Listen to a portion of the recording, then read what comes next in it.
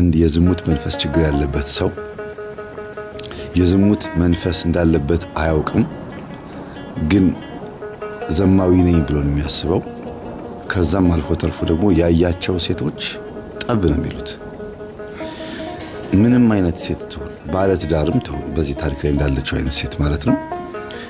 ምንም አይነት ሴት ብትሆን፣ አሮጊትም ትሆን፣ ወጣት ህፃንም ትሆን፣ ካያትና እጁን ጣል ካረገባት ወይም ባይኑ በጥርሱ ባፉ በሁሉ ነገሩ ፈገግ ብሎ ካጫወታት ቀጥታ የሚፈልገው ነገር ነው የምታስረክበው።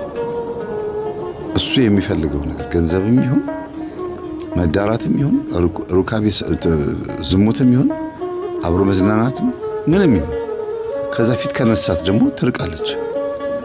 ይሄ ማለት በቃ አልፈልግም ካለ አልፈልግም ነው፣ ሙጭጭ አይሉበትም። በዚህ አይነት ማንነቱ በተወሰነ መልኩ የሆነ አመታት ላይ ለ9 ለ8 አመታት ያክል ደስተኛ ቢሆንም እድሜው 24 አመት ከሆነበት እድሜ ጀምሮ ነው እንግዲህ እስከ 33 እስከ 34 አመት ድረስ እንደዚህ አይነት ነገር ይሰራል። ሞስ ፕሮባብሊ 10 አመት በሉት በቃ ይሄንን ኃጢአት እያደረገ እየሰራ በዚህ ኃጢአት ውስጥ እየተጨማለቀ ለራሱ እንቆቅልሽ ሆኖበት ትንግርት ሆኖበት ነው ሲኖር የነበረውና ኮንዶሚኒየም ተከራይ ነው እሱ የሚኖርበት ኮንዶሚኒየም። መኝታ ቤቱ በጀርባ በኩል በመስኮቱ በኩል ሌላኛው ብሎክ ደግሞ ፊት ለፊት የብሎኩ ፊት ለፊት ነው። በበራቸው አጠገብ ያለው መስኮት ደግሞ ከበሩ ከኮንዶሚኒየሙ እንዲህ ኮሪደር አለ አይደል? ከኮንዶሚኒየሙ በኮሪደር በኩል ያለው መስኮት እና በር ጎን ለጎን ፊት ለፊት ትይዩ ስስ መጋረጃ አለ። ወደ ውጪ ያሳያል። ከውጪ ያለ ሰው ከርቀት ያያል። በተለይ ቤት ውስጥ መብራት ከበራ ይታያል። እና በጣም የሚገርመው ነገር ይሄ ሰው የሰው ሚስት እያየ ነው ከርቀት። ታሪካችን የምንጀምረው ከዚህ ነው። ካለፈ ከማንነቱ ከታሪኩ ከባክግራውንዱ ከእናት ከአባቱ አንጀምርም። ከዚህ ታሪክ ነው የምንጀምረው። ዋናው ውጥንቅጥና ትርምስ የሚጀምረው በዚህ ቤት ውስጥ ስለሆነ ማለት ነው። እሱ ያለበት ብሎክ በር ሳይሆን መስኮት በጀርባ በኩል ያለ በቤቱ ጀርባ በኩል ያለ መስኮት ነው። በሱ ፊት ለፊት ትይዩ ደግሞ የዛኛው ብሎክ ደግሞ የቤቱ በርና መስኮት ነው ያለው እንዳትረሱ። እና ይችን ባለትዳር ያያታል። ወጣት ናት። ካገባች ገና 3 አመቷ 2 አመቷ ነው። ገና ስላችሁ ምን ለማለት ፈልጌ ነው፣ አዲስ ትዳር ነው።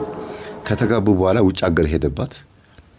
ውጭ ሀገር ሄዶ ከውጭ ሲመጣ ቤት ተከራይቶላት ነው እንደገና ከዚህ ሰው ጋር 1 አመት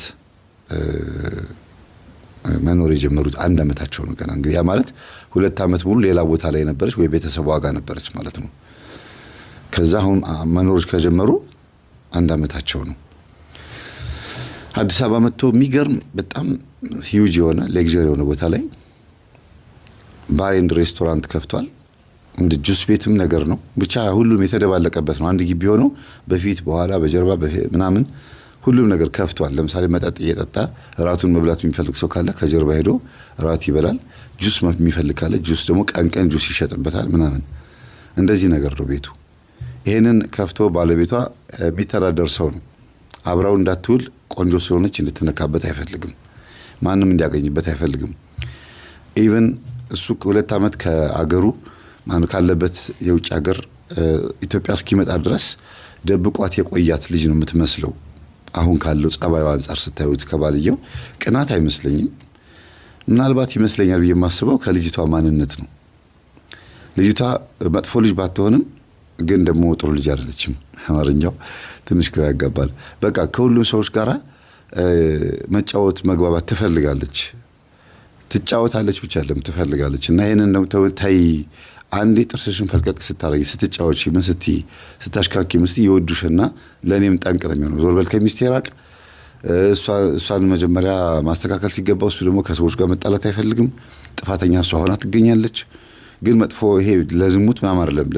እንደ ማንኛውም ሰው መሳሳብ ትፈልጋለች። ግን በውበቷ ምክንያት የውበት እስረኛ ሆናለች። የውበት እስረኛ ማለት ቆንጆ በመሆኗ ምክንያት ማንም እንዳይነካት የታሰረች ያገባት ሰው የሚፈልጋት። ግን ይሄ ነገር ትክክል ነው ቤተሰቦች? ሰው አንዳንድ ጊዜ እኮ ፈሱንም አያምነው ማንነቱንም አያምነውም እኮ የፈሲታ ተቆጥታ ነው ራሱ ቀርቧት እንደገናም ደግሞ ለምን ትቀርቢያለሽ ይላልና ይችላል። ግን ወንድ ልጅ እንደዛ ማድረግ መብት ሳለው ቆንጆ ስለሆነች ማንም ሰው እንዲነካበት ስለማይፈልግ እንደ ዕቃ ቤት ውስጥ ማስቀመጥ ይችላል አንዲትን ሴት።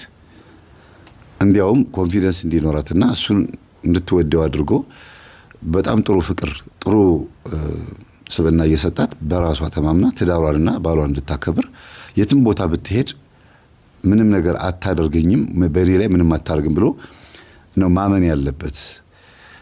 ቤት በማስቀመጥ ማንም አያገኛትም ብሎ የሚያስብ ከሆነ ይሄ ገጠመኝ አስተማሪ ነው። አያችሁ፣ ይሄ ገጠመኝ አስተማሪ ነው።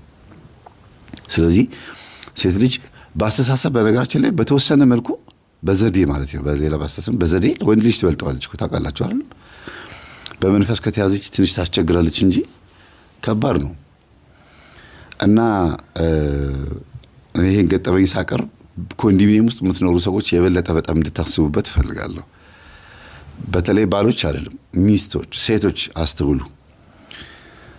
ባሌ እዚህ ቤት አስቀምጦኛል፣ የቤት እመቤት ነኝ፣ ተደብቄ